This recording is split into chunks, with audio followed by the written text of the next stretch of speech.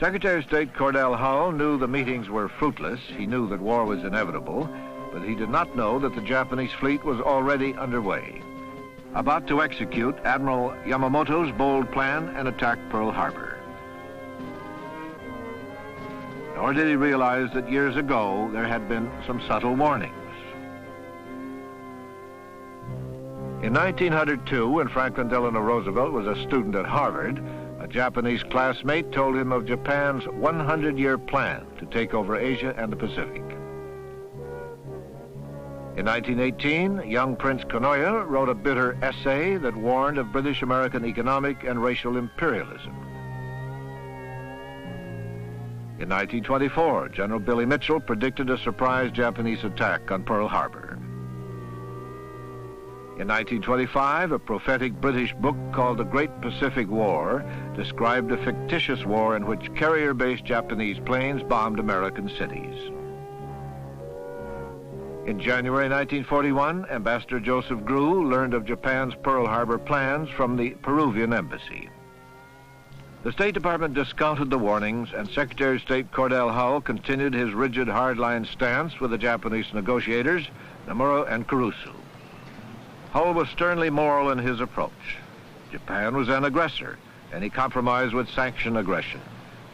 Cordell Hull was continuing America's long tradition of loftiness toward Japan. In 1853, Commodore Matthew Perry had sent his intimidating squadron of black ships to penetrate Japan's wall of isolation and open trade with the United States. His methods were firmness, dignity, tact, and guns. The Japanese considered the intruders barbarians. In 1906, President Teddy Roosevelt sent the awesome Great White Fleet to Japan to convince the Japanese that America meant business in the Pacific. In 1921, Secretary of State Charles Evans Hughes challenged Japanese expansion. His successor, Frank Kellogg, virtually ignored the Far East. Secretary of State Henry Stimson was a hardliner on Japan, but not as rigid and moral as Hull. In a sense, Cordell Hull was an unfortunate person to have had in that position at that time. I don't think he was sensitive to different points of view, systems outside our own system. He was very rigid on his concept of the law and his concept of what he thought international law was, and the Japanese had very different views of that, and was not at all sympathetic to discussing basic problems. Cordell Hull was a delightful, honorable gentleman, naive as a child about international affairs, whose qualifications for presiding over the foreign policies of the United States were almost nil. He knew nothing about the outside world and was not in a position really to understand it even if you tried to tell him. He's a perfectly respectable, fine person, but this was not his dish. At 6 a.m., November 25th, the Japanese strike force left for its destination, Pearl Harbor. How could it have been stopped? To answer the question, it's again necessary to go back in time. To Versailles, 1919. During the Paris Peace Conference, the Japanese delegates requested that the League of Nations adopt a guarantee of racial equality. President Woodrow Wilson and the Allies refused. In 1924, America passed the infamous Exclusion Act that cut off all Japanese immigration to the United States. In addition, Japanese were forbidden by law to own land in this country. It was an official policy of racial discrimination.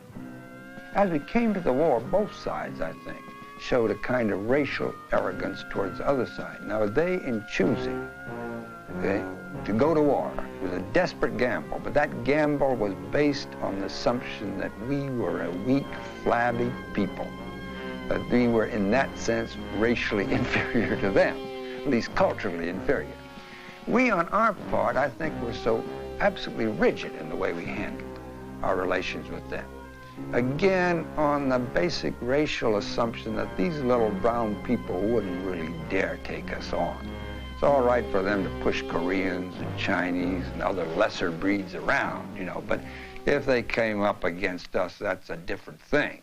And they would know it, and they wouldn't really dare do it. In the North Central Pacific, Japanese pilots on board the flagship Akagi were briefed on their solemn mission. Each crew member was told to destroy the power of the United States to cheat Japan out of its deserved place on the earth. On December 1st, the command was issued, climb Mount Niitaka, attack Pearl Harbor. The failures of diplomacy would produce this task force, failures that began in 1905.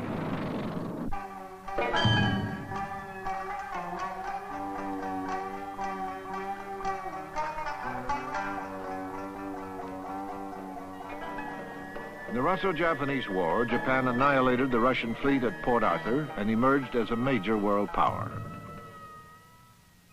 America denied Japan the fruits of victory when President Teddy Roosevelt negotiated the peace treaty. He manipulated the conference to protect American interests in the Far East.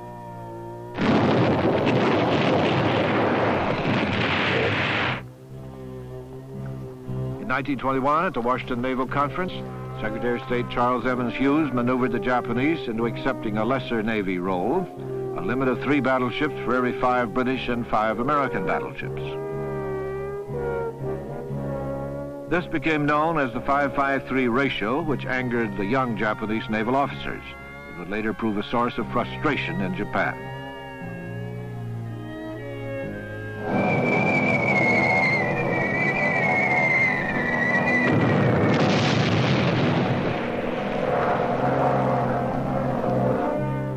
The same summer of 1921, 2 Japanese visitors observed General Billy Mitchell's dramatic demonstration of air power when he sank the World War I German battleship Ostfriesland. They said the experiment was profoundly exciting, adding that our people will cheer your great Mitchell, and you may be sure we'll study his experiments. There's much to be learned here.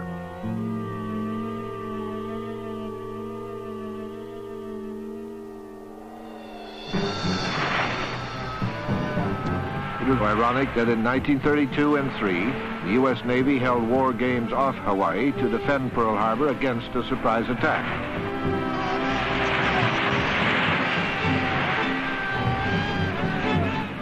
The aircraft carriers Lexington and Saratoga, each carrying 40 planes, would launch their attack at dawn.